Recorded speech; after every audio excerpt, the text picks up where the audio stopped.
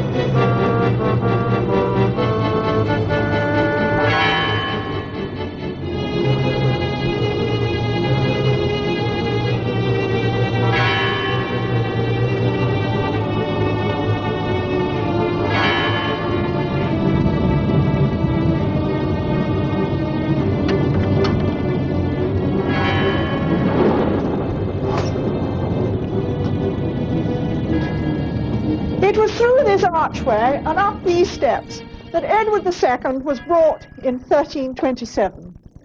He'd abdicated at the home of his half-brother at Kenilworth in the January of that year, brought here, then taken down to Corfe Castle in Dorset, brought back to Bristol, and finally here in the April of that year. He then, having got up those steps, was taken through this doorway here into the keep or stronghold of the old castle of the Berkeleys.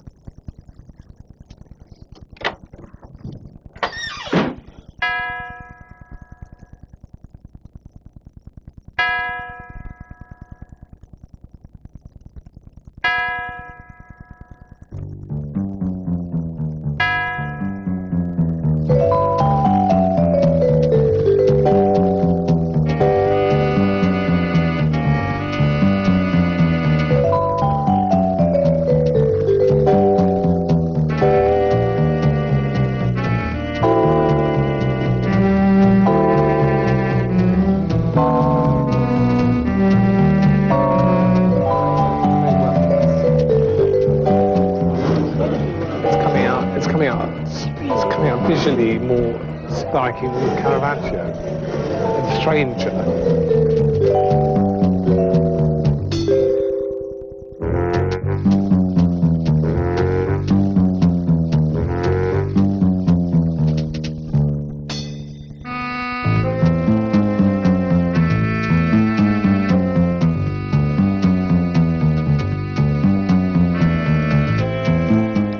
Originally it was medieval, but they've updated it, give an extra slant to it.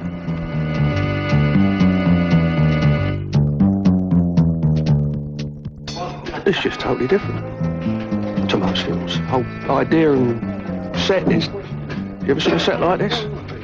No windows, no nothing. Would you mind if I kept my tights on?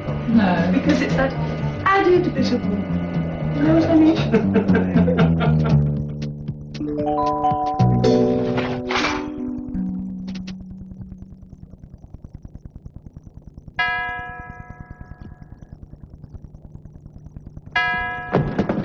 March with me, my friends. Edward this day hath crowned him king anew. St. George for England and King Edward's right!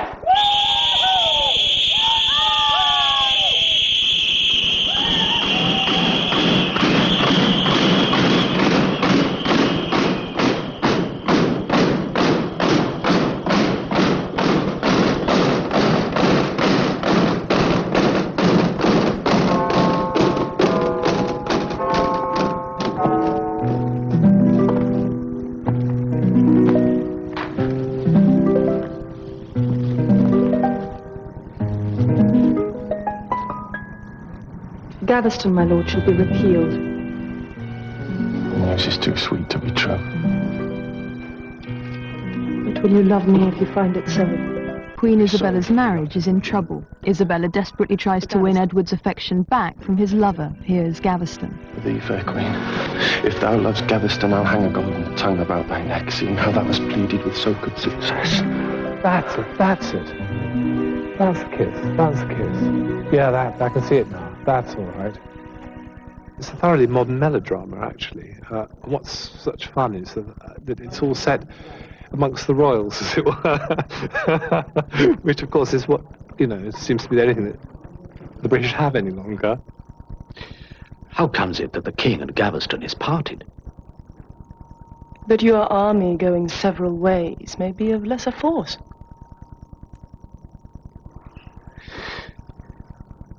This tattered ensign of my ancestors, which swept the desert shore of that dead sea, whereof we got the name of Mortimer. I go home every night, and I watch Brief Encounter. It is the most seminal piece of work for this film, because it's about England. This is about Edward II of England. It's about oppression. I mean, essentially about the oppression of political oppression, but also about the oppression of emotion.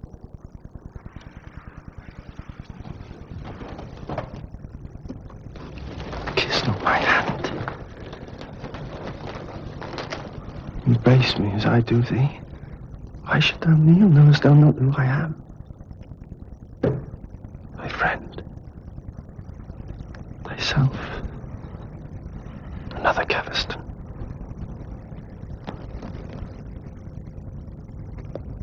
He's actually a very difficult guy to get hold of information about. He's not like Henry V or something. He had loads of information. I had a lot of trouble actually finding, and I came up with just one book, which was about the three Edwards, the three of them. So again, it was minimal, you know.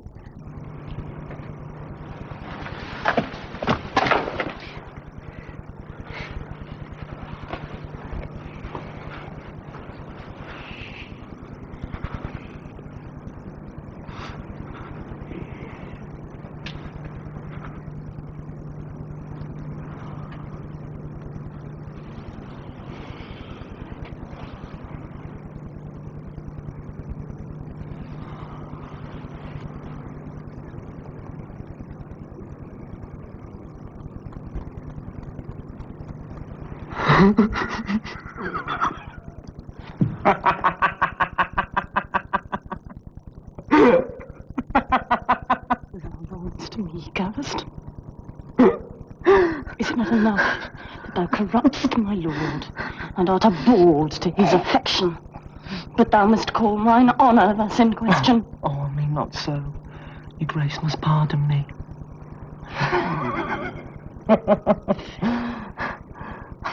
Tis thou that robb'st me of my lord.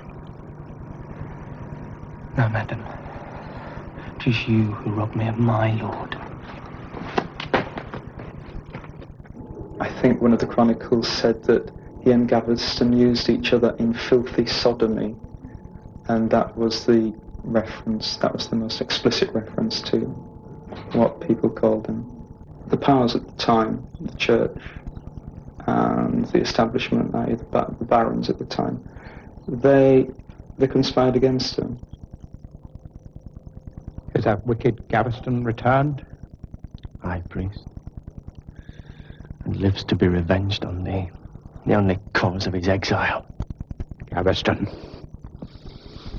unless thou be reclaimed, thou shalt back to France.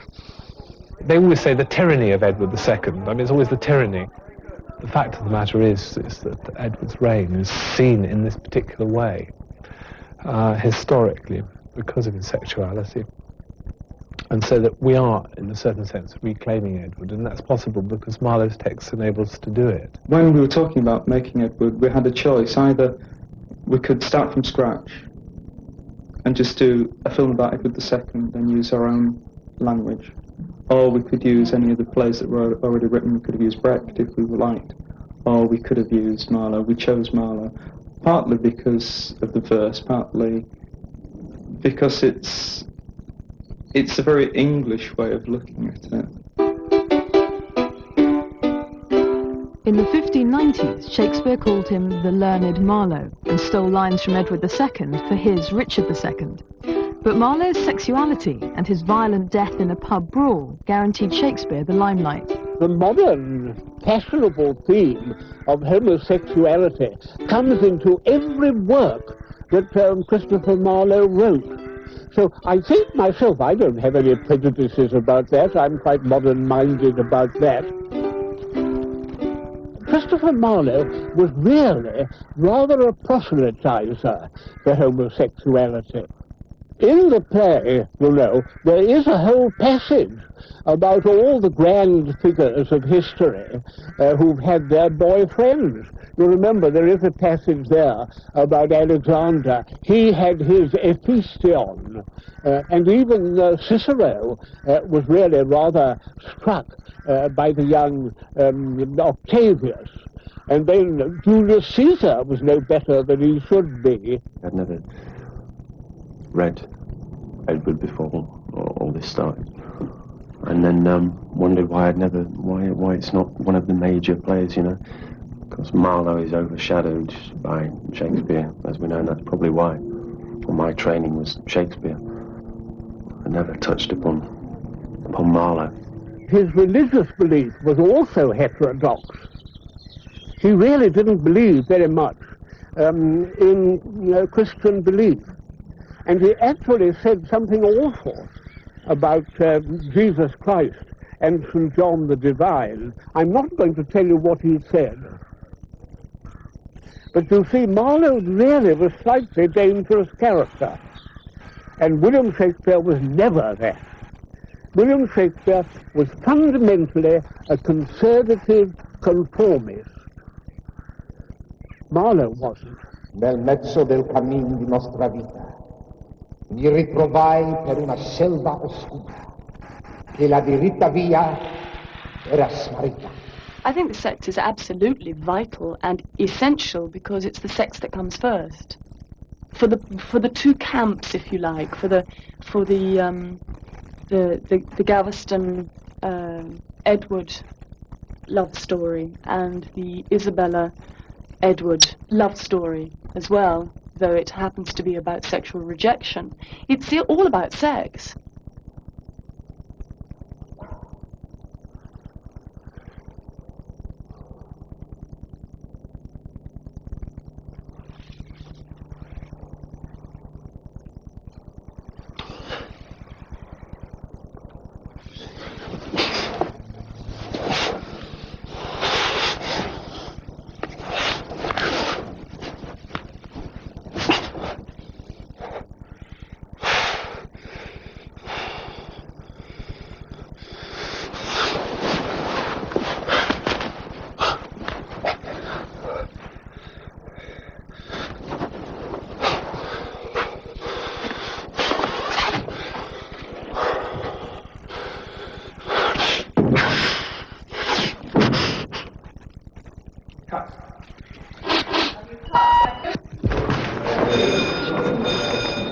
It's very difficult to do sex scenes, particularly gay sex scenes, because people aren't very conscious or self-conscious of it, and they're very conscious of what they're doing, perhaps more so than a heterosexual scene, because if they are,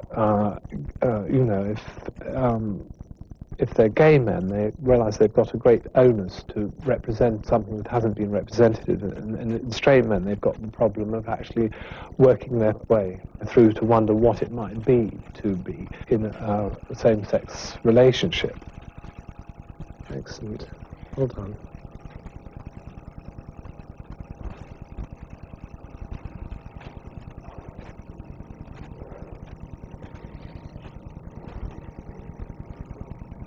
I'll go back very slowly, very slowly. Very slowly. That's perfect. And cut. Good. Well done. Brilliant. Where it matters, I think the film will be very realistic. It's interesting that the BBC minds a great deal more about the love scenes, particularly the gay love scenes, than they do about the violence. Well, I could go much further than this. I mean, really. One's always held in check by the circumstances in which one makes films. You know, if you're making a film for the BBC, I mean, well, I'd like to see Sex for Real, wouldn't you, on the screen? I've never had any problem about that. Mark, 84, take 2. I actually think that there are many people in the BBC who'd like to see the parameters opened up, like in any organisation. So I know what their problems are, and I've made a situation where I can push it if I have to, and if not, there might be a slightly, as it were, softer version for the BBC than might be in the cinema. I mean, this is what we've arranged. At the time of Edward II, this was probably open to the sky and only filled in from this beam onwards.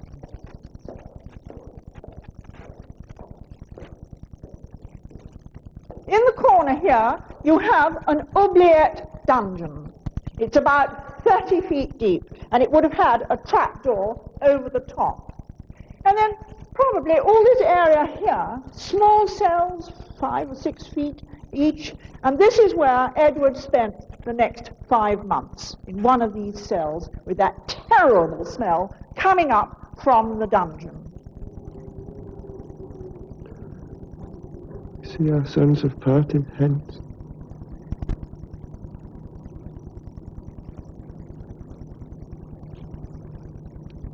We are deprived the sunshine of our life.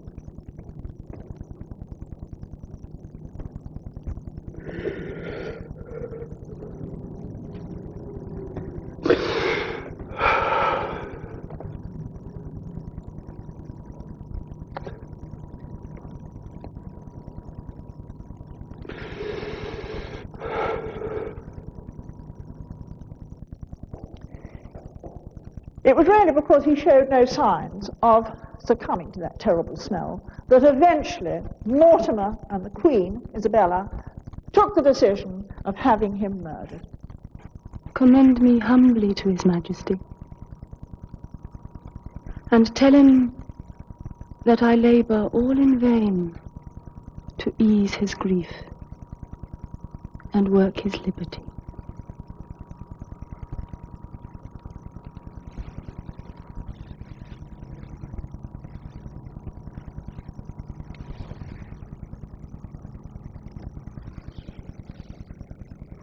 And bear him this, as witness of my love.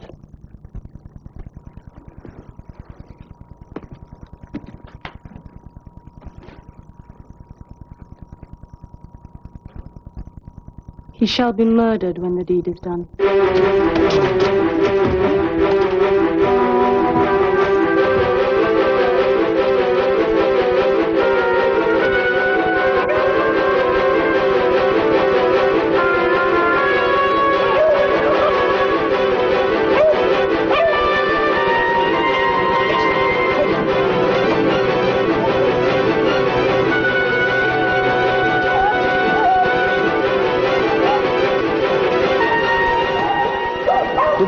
Go for this, just go for it, and just see what happens. Ladies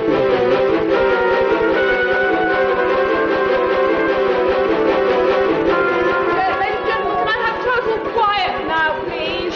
The only people I want to talk to are the dogs. They're the only people Bert ready.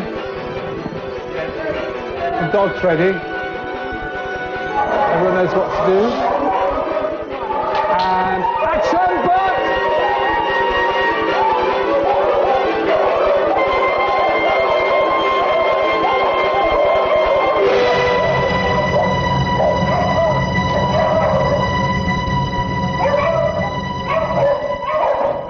If you love us, my lord, hate Gaveston.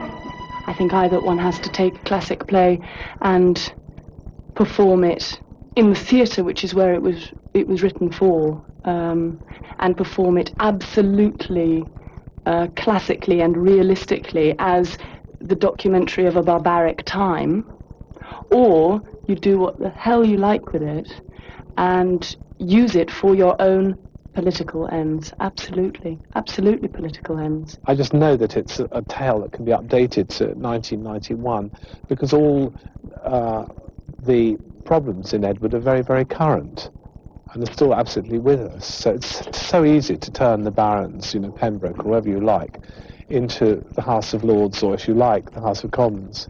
I mean, it works absolutely perfectly, and the sort of homophobia that goes through the play, and also class, and all these things are very much with us still. I think this film will be probably nearer to what Marlowe actually intended than the way it's normally been played. And many of the things which seem obscure in the text suddenly come rushing to life again.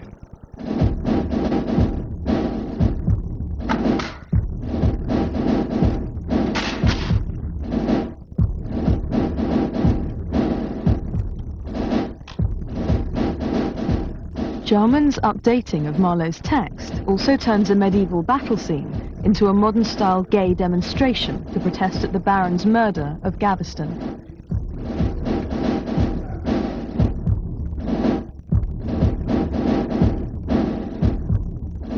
I hope very much that it will be uncompromisingly violent.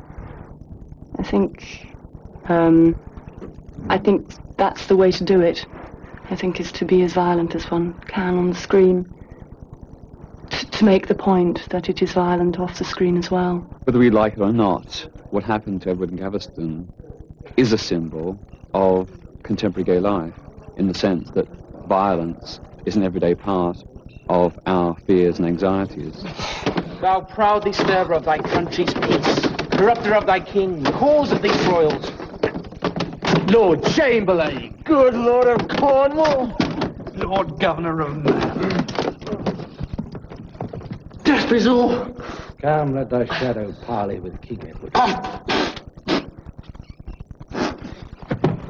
It's the perfect moment to make this film, which is about the persecution of a homosexual relationship at a time when the government is proposing legislation which will prosecute in no less a barbaric way homosexuals and lesbians everywhere in these islands. Fire!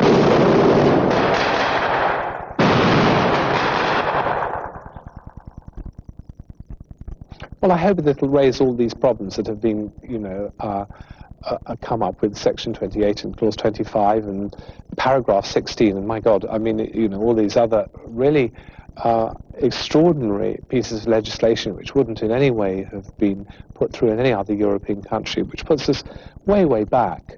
The Criminal Justice Bill does two things. First of all, under Clause 25, it classifies many types of consenting homosexual behaviour as serious sex crimes, on a par with the sexual abuse of children. That means things like kissing and cuddling between two men, allowing two gay men to stay overnight in a spare bedroom and have sex, and two gay men chatting each other up in the street is now classified as a serious sex crime under this bill. Secondly, Clauses 1 and 2 empower and encourage the courts to pass much longer and tougher sentences against gay men and bisexual men convicted of these consensual behaviour. And we think that, victimless offences should not be criminalised in this way. In fact, they shouldn't even be criminal offences at all.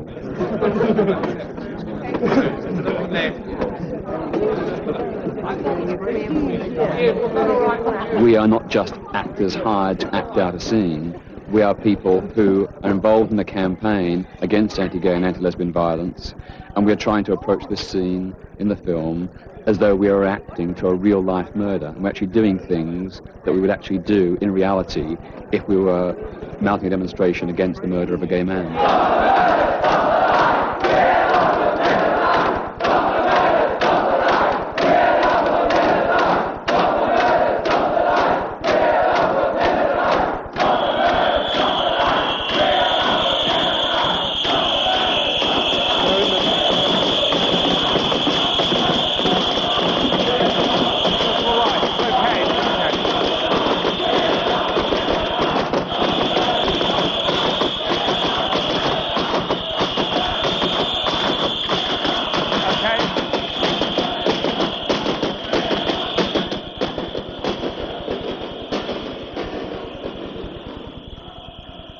All legislation by people who have no idea about life, have no idea about the parameters of and the diversity of sexuality, have no fun, I think, in life.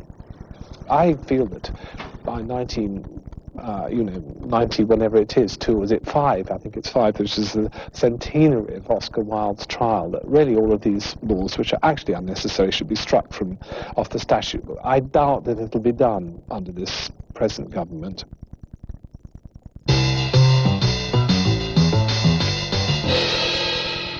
The horrific nature of Edward II's death is a problem for the film to handle.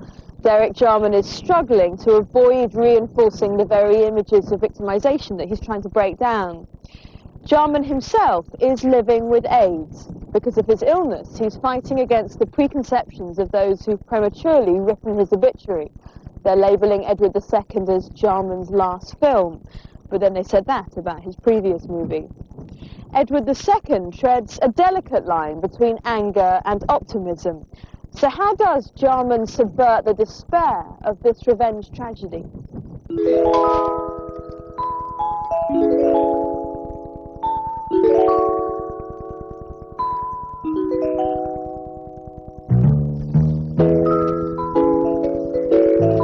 Everything one's got is part of the armour, isn't it? I mean, if you're pretty, you use that. If you've got charm, you use that. Everyone uses what they have, and the illness is one of the things that I realised could be completely turned around. I mean, from being a minus to being made a plus. And I feel as if I say something like, I would like to make this film quickly, that they're more likely to listen. And I can look at the time before the illness as a time of which wasn't so focused. I'm very focused now about what I'd like to do.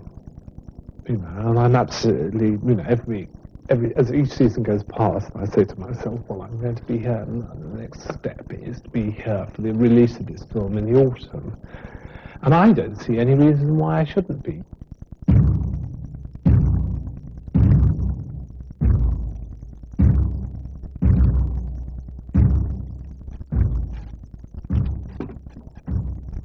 Having been dragged from his cell, Edward was then brought into this guardroom. It wouldn't have looked anything like it looks today. It would have been cold and miserable, rain probably streaming through the windows here. No glass, of course, in those days. And in the centre of the room, a burning brazier, used usually to heat up oil for pouring down on the heads of any intrepid visitor unasked. When he saw this burning brazier, Edward must have realised that his end was going to be extremely unpleasant. And on a table they laid Edward, and up his backside they put a horn, and through that horn a glowing strip of iron, right up through that horn and into his bowels.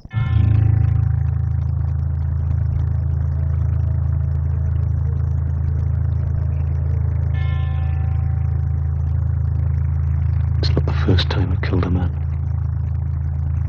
I let Naples out of poison flowers, to strangle with a lone thrust through the throat, to pierce the windpipe with a needle's point, or whilst one is asleep, to take a quill and blow little powder in his lungs or up in his gob and pour quicksilver down. A lot depends on how the paper was inserted into his back passage, into his rectum. The most likely thing is that he would have died from a vasovagal shock, and that's just from the intense pain that was caused by the poker, and his blood pressure would have dropped. And he could have died just from that by itself. We yet have a braver way than these.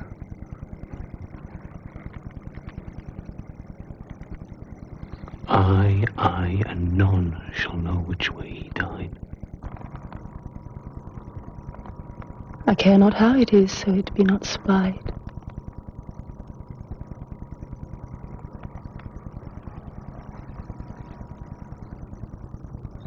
In those delightful days, when they murdered a king, they tended to want to do it in such a way that when the body was exposed, you really couldn't see any damage.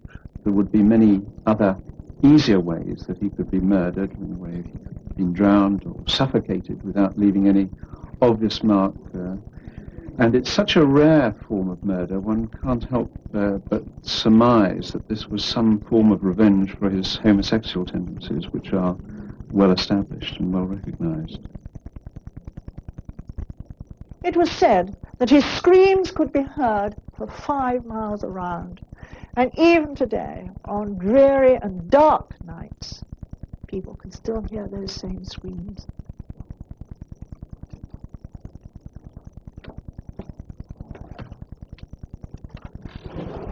I don't know which way to go.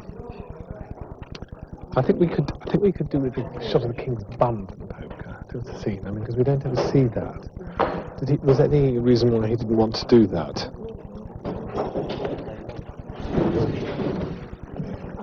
I think it'd make it so much nastier. Yes. Yes.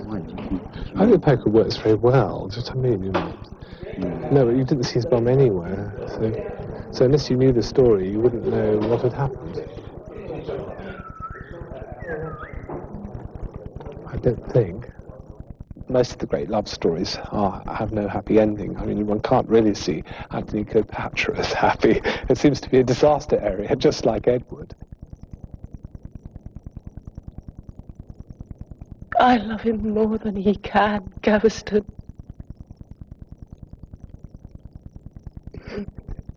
But he loved me but half so much. Edward has to emerge as not just a victim, and has to, at some point, key off Kent, his brother's rebellion. So, I mean, he has to do something quite violent. Now it is time to be avenged on you for all your braves, and for the murder of our dearest friend, Piers of Gaveston. Tyrant, I scorn thy threats and menaces. 'Tis but temporal that thou canst inflict. Worse this death, and better die to live than live in infamy under such a king.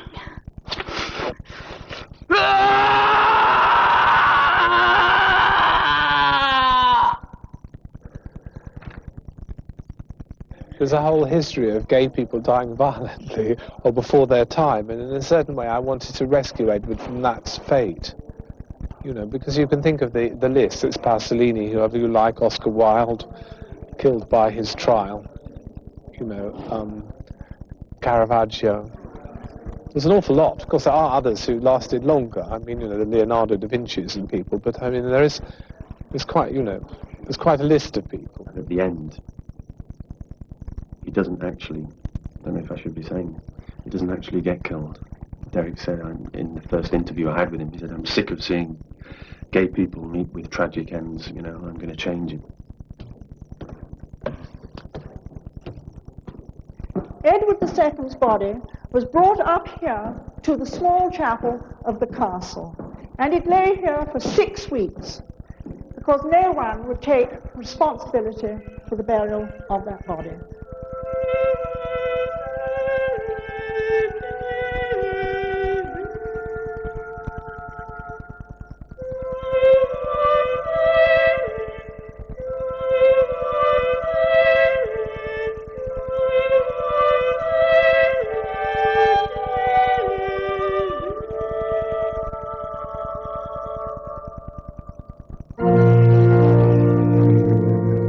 places refused to accept the body for burial, but the tradition is that good Abbot Pokey was willing to receive the body, and that's why it came to Gloucester. A special cart was provided with special drapings and coverings for it, and it came on a several days' journey in those days from Berkeley to Gloucester.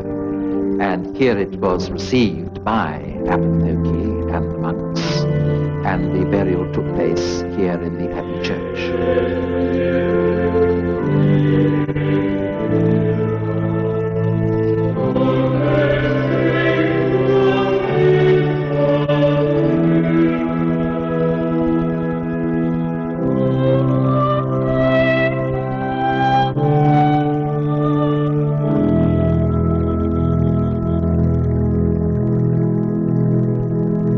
What are kings when regiment is gone, but perfect shadows in a sunshine day? I know not, but of this I am assured, that death ends all, and that I can die but once. Come death, and with thy fingers close my eyes, or if I live, let me forget myself. Various things happened. One, obviously, was the very strong medieval feeling that even a bad king was the anointed of the Lord, and that therefore to murder a king was a terrible deed. And as so often, when a person is dead, people don't think so badly of him as when he was alive. And quickly, people came to reverence the tomb, and there were even stories that miracles were performed here.